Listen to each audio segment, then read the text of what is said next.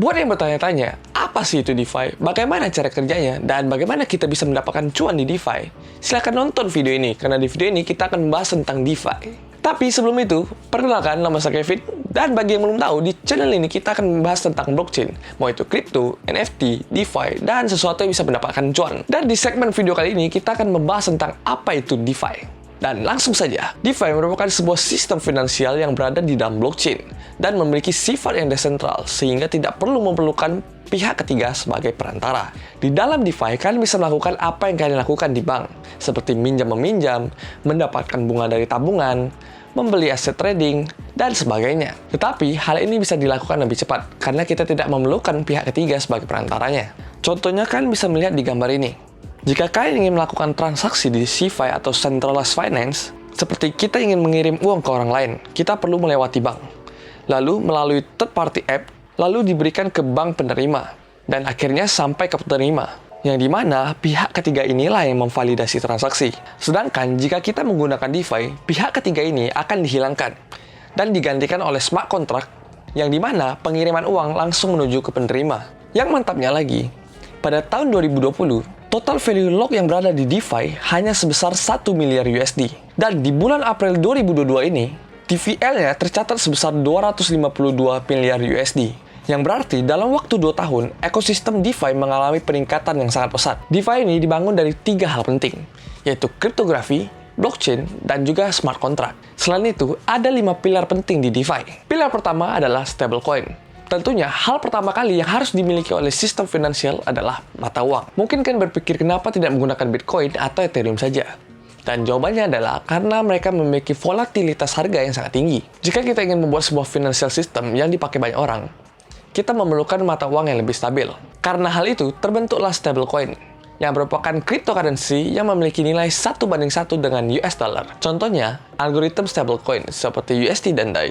Dan ada juga non-algorithm stablecoin seperti USDT, BUSD, dan USDC. Pilar yang kedua adalah DEX atau Decentralized Exchange. Kebalikan dengan standar checks atau centralized exchange seperti Binance, Coinbase, dan lainnya, DEX lebih bersifat desentral dan juga tidak memerlukan KYC atau data diri kalian.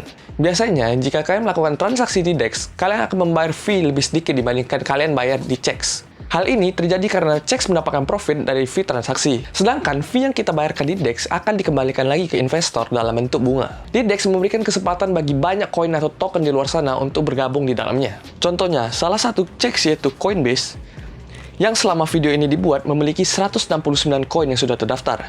Dan Coinbase sudah diregulasi oleh pemerintah Amerika, sehingga harus mengikuti regulasi yang ada, dan mereka harus menganalisa setiap koin atau token yang masuk ke dalamnya.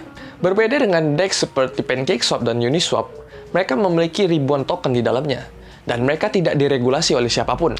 Itulah bagian dari decentralized, di mana ada jutaan dolar di dalam LP dan tidak ada satupun orang yang bisa mengontrol LP tersebut. Mereka hanya mengikuti program yang sudah dibuat. Kenyataannya, hanya investor lain dapat menarik uang mereka dari pool tersebut. Dan jika mereka melakukan itu, bunga pinjaman akan meningkat, dan investor baru akan datang untuk menggantikan mereka. Kode ini tidak bisa diubah, dan bisa dibilang kode ini adalah hukum, yang bahkan pemerintah saja tidak bisa mengontrolnya. Pilar ketiga adalah lending dan borrowing. Di dalam DeFi, kita mendapatkan kemudahan dalam minjam-meminjam, dan kita juga bisa mendapatkan bunga dari hasil lending kita. Simpelnya sama dengan minjam-meminjam di bank, bedanya kita tidak perlu proses kualifikasi yang rumit, karena semua sudah terprogram otomatis di dalam smart contract.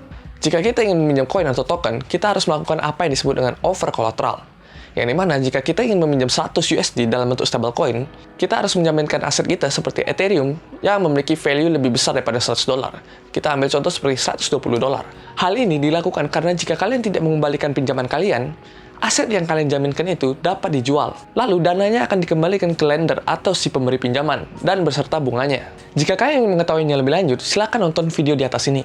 Karena di dalam video itu aku menjelaskan secara rinci beserta contohnya. Pilar keempat adalah margin trading, yang dimana kita melakukan peminjaman untuk membeli suatu aset. Dan jika aset tersebut turun di bawah persentase yang kita tentukan, maka sistem akan otomatis menjualnya. Pilar kelima adalah asuransi.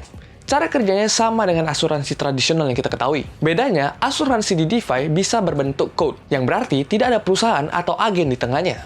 Hal ini membuat kalian mendapatkan asuransi lebih cepat, karena kalian tidak memerlukan proses yang begitu panjang seperti asuransi tradisional. Biasanya, asuransi di DeFi memproteksi kegagalan smart contract, dan juga memproteksi dana deposito kalian. Itulah 5 pilar penting di dalam DeFi. Dan ada beberapa cara untuk mendapatkan cuan di DeFi. Dan cara-cara tersebut sudah aku sampaikan di video sebelumnya.